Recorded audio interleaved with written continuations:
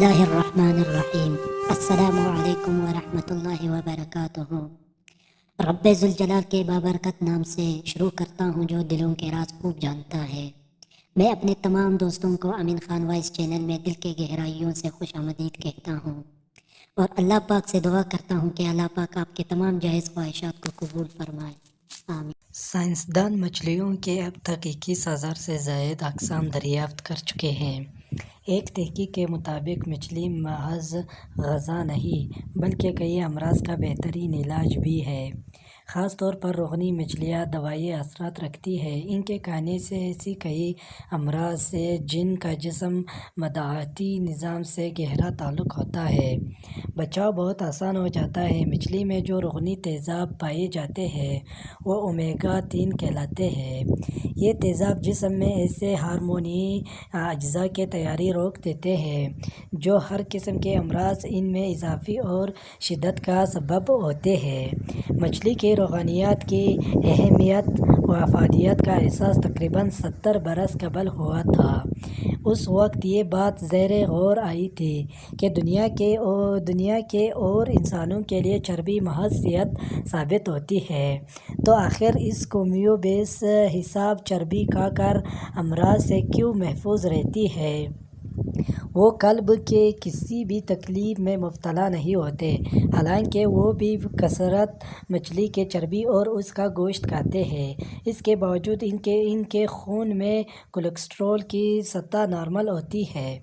اس کی اصل وجہ یہ ہے کہ اس کیموں روزانہ جو سمندری غذائیں کھاتے ہیں وہ تمام کے تمام اومیگا 3 روگنی تیزابوں پر مشتمل ہوتی ہے۔ ساحلی علاقوں میں رہنے والے افراد امراض قلب کا کم شکار ہوتے ہیں، اس لیے کہ وہ مچھلی زیادہ کھاتے ہیں۔ مچھلی کم مقدار میں بھی قلب کے محافظ ہوتی ہے۔ چند اقسام کی مچھلیاں مختلف رنگ میں بھی پہچان سکتے ہیں۔ آرچر نامی مچھلی انسانی چہرے پہچاننے کی صلاحیت رکھتی ہے۔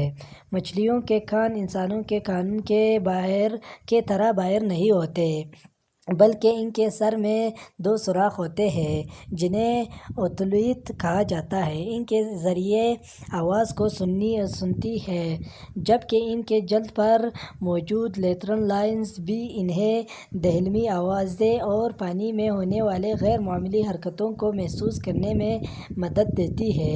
الیکٹرک ایل ایک ایسی مچھلی ہے جسے ہاتھ لگانے سے 600 وولٹ کرنٹ بجلی کا جھٹکا لگتا ہے۔ حضرت علی رضی اللہ تعالیٰ عنہ کی خدمت میں ایک شخص آ کر کہنے لگا، یا علی، ہر جانور کے منہ میں زبان ہوتی ہے لیکن مچھلی کے منہ میں زبان کیوں نہیں ہوتی اور مچھلی پانی میں ہی کیوں رہتی ہے؟ اس پر امام علی رضی اللہ تعالیٰ عنہ نے فرمایا کہ اے شخص، یاد رکھنا، اللہ نے مچھلی کے منہ میں زبان بھی دی تھی اور اس کو وہ طاقت بھی دی تھی کہ وہ خشکی پر چل سکے، مگر افسوس کہ اس نے اپنے اوپر خود ہی ظلم کیا۔ وہ کہنے لگا، یا علی، کیسا ظلم؟ امام علی نے فرمایا کہ جب اللہ نے آدم علیہ السلام میں روح کو ڈالا اور یہ حکم دیا کہ ہر فرشتہ اس کو سجدہ کرے اور شیطان انکار کر بیٹھا، اللہ کی نافرمانی کر کے یہ کہنے لگا کہ میں آگ سے بنا ہوں اور یہ تو مٹی کا بنا ہے، تو یوں شیطان کو اللہ نے اپنے دربار سے نکال دیا۔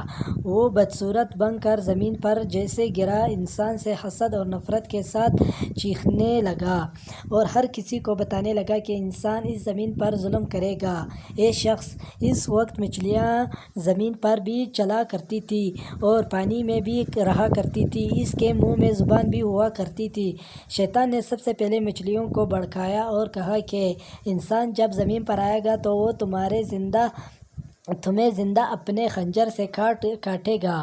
اپنا پیٹ بھرنے کے لیے مچھلی نے جب یہ سنا تو وہ سمندر میں ایک آبی مخلوق کو انسان کے خلاف کرنے لگی، تو یوں اللہ نے مچھلی کے منہ سے زبان کو غائب کر کے اس کی جگہ وبا پیدا کر دیا اور یہ حکم نافذ کر دیا کہ کوئی بھی انسان تمہیں زندہ نہیں کاٹے گا، تمہاری حد قدرت نے پانی تک رکھ دی ہے، تم جب پانی سے جدا ہوگے تو خود ہی تڑپ کر مرنے لگو گے۔